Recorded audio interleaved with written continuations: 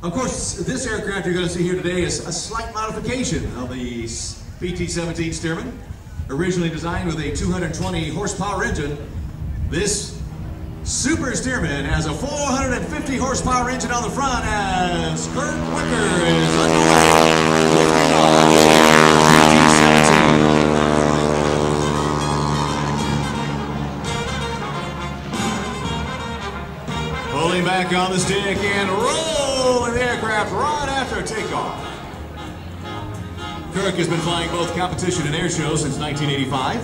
Since then, Kirk has been the East Coast Aerobatic Champion, placed in the International Aerobatic Club Championships, and has won numerous other regional aerobatic contests. Comes airspeed built up on the Stearman as he goes straight up. Again, 450 horsepower, pulling this aircraft they affectionately call Aurora into the sky. A hammerhead as he comes straight back down. It's a beautiful 450 horsepower Stearman. Modifications are what set her apart from any other Stearman.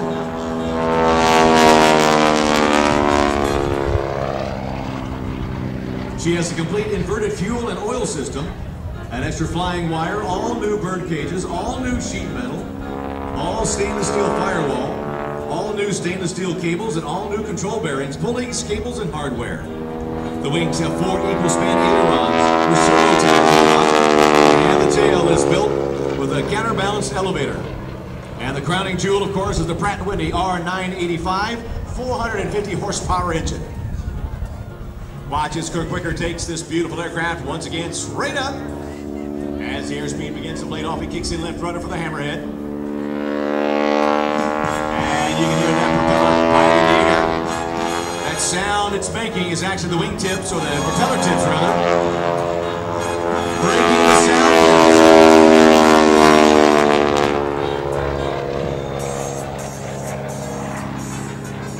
During World War II, most of the Stearman biplanes were actually built by Boeing, but the Stearman name stuck with the aircraft even after the Stearman Aircraft Company quit building the aircraft.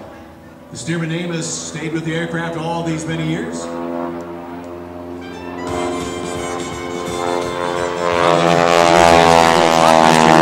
After World War II, and still a number of them on the air show circuit today. Watch now as Kirk takes the aircraft up across the top.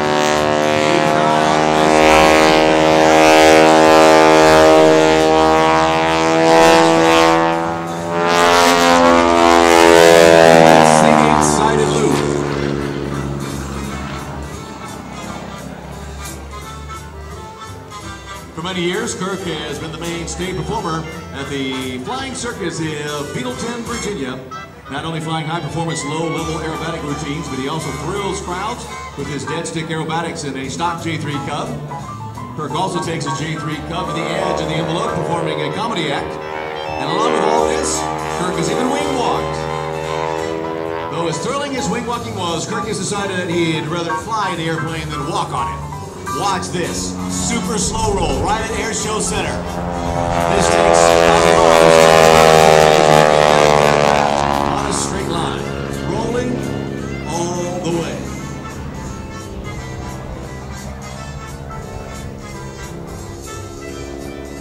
A little bit later on this afternoon, we're going to see Jane Wicker walking on top of the wings of this beautiful Super Stearman Aurora. The most unique wing-walking act anywhere in the world today.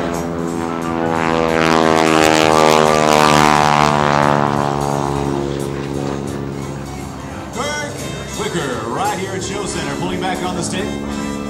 Aircraft looks up and over the top. Now straight across the top. Straight down. Kirk will complete the square loop.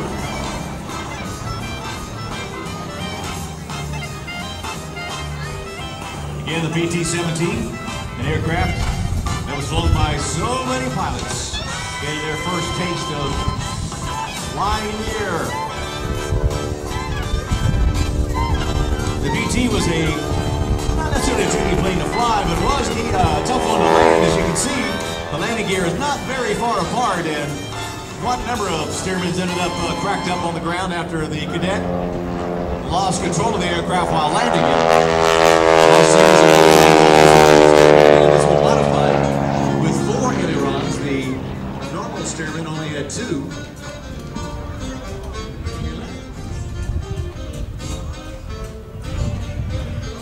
Again, one of the most beautiful Super Stearmans anywhere in the world today. It goes inverted. Now, normally a Stearman would not be able to do this for very long, but because of the inverted fuel and oil system, Kirk is able to hold that Stearman inverted for a long, long time.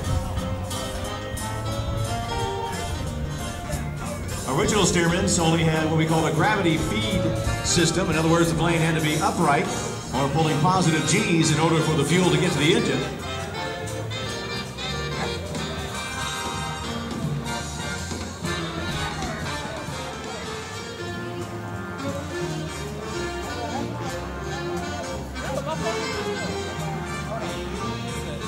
As Kirk sets up for his landing again, giving us a nice look at that classic Super Stearman.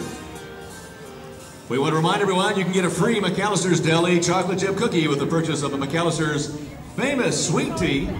Available today only at the Tuscaloosa Regional Air Show. $1 of your purchase goes flash. Aerobatic champion, a member of the 2004 United States Aerobatic team. Mike has traveled the world with the same aircraft you see him reporting here today. His excitement for aviation and willingness to share his aviation experience with people around the country is nothing short of contagious. This year, Mike's schedule will include more than 20 air shows and 60 performances throughout the United States and Canada. This is Mike's 10th season of flying air shows and his 8th year of flying with the Lucas Oil sponsorship. Mike says it's incredible to be a part of the Lucas